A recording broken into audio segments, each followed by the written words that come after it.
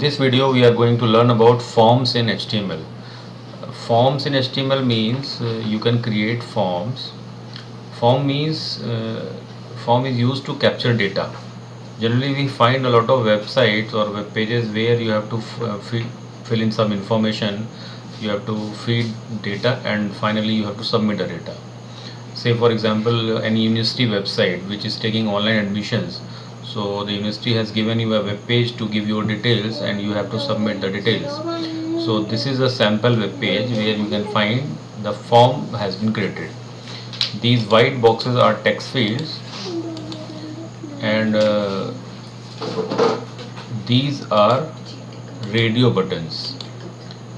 Radio buttons means where only one option is selected, or we can say one option can be selected. If one option is selected, if you click on another option, the previous one is deselected automatically. These are checkboxes. Checkboxes are used when you can have multiple selections. Like if you want to uncheck it, you can uncheck it. And this is a list box or combo box, where we get a list of items after clicking on it. So these are buttons. This is submit button and this is reset button. So let's see the coding behind this web page. The form tag, if you see at line number 10, the form tag is used to create a form. Then this is a normal text. This line number 12, input tag is used to create a text field. A text field is a control where you can, this is a text field control where you can type.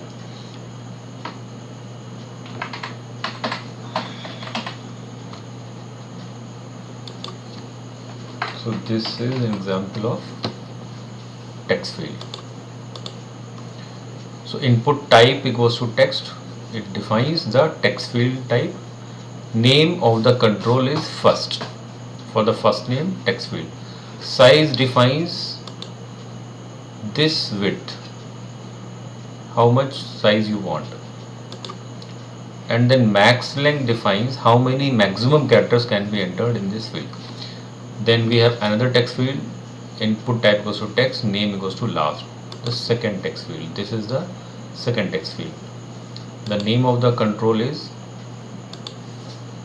last, size 35. You can see it is longer than the previous one. Then we have max length 34. Maximum characters that can be entered in this text field are 34. Then for email, again we have created a text field, input type was text, name equals to email, size 50, max length 49. Then if you see this control, this is a password control. Suppose for email, password. So password characters are not displayed. So this functionality is achieved by using this input type equals to password. So if you define the value password for the type attribute of input tag, it will be created as password field. Name of the control is pwd, size 50, and maximum character that can be entered are 35. Next we have radio buttons.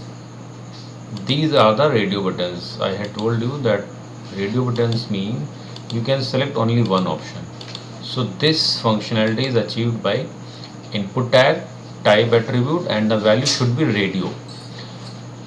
And name should be common for all the radio buttons. If you have different names, then all the radio buttons can be selected. So this functionality where one radio button is deselected automatically if you click on another radio button, like if you see here, I have clicked here, so the previous one is automatically deselected. So this functionality, if you want, you have to give the same name for all the radio buttons.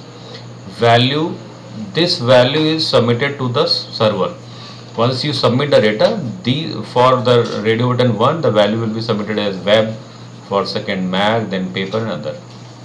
And this is the text which is displayed next to the radio button control. As you can see, this is a text displayed next to the radio button. And this checked means by default, if you want, when the web page loads, by default if you want that a particular radio button is selected by default, so you can have a checked. Then next we have checkbox control. For checkbox control we have to use input tag, type attribute, and the value as checkbox. Name of the control is submit and checked. It means by default it will be selected. So when I loaded this page, it was selected by default. Second checkbox, input type was checkbox, name equals to paid, and again it is checked. Now this is the list box or combo box. List box or combo box which displays the list of items once we click on it. So this is called list box or combo box. Let's see the coding behind it. The tag used for this is select tag. Name of the control is language.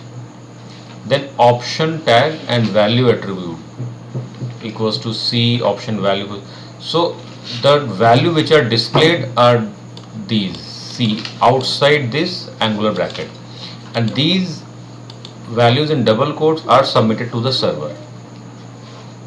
So C, C++, Java, Python, SQL, PHP, you can see these are the values displayed in the text list box or combo box, and once we select any item, the value submitted to the server will be these in double quotes. And selected is used if you want any value to be selected by default once the web page is loaded. Finally, again input tag, type attribute, and reset. Reset, it is a button. This is a reset button which clears the values. Let's click here and the values are clear. And finally we have input type of submit button which submits the data to the server, and whatever text you want on the button is given in the value attribute like submit data. So you can see it is written as submit data. So normally forms we use to fill the details and we submit the data. Details are sent to the server. That's all about forms and its various tags in this video.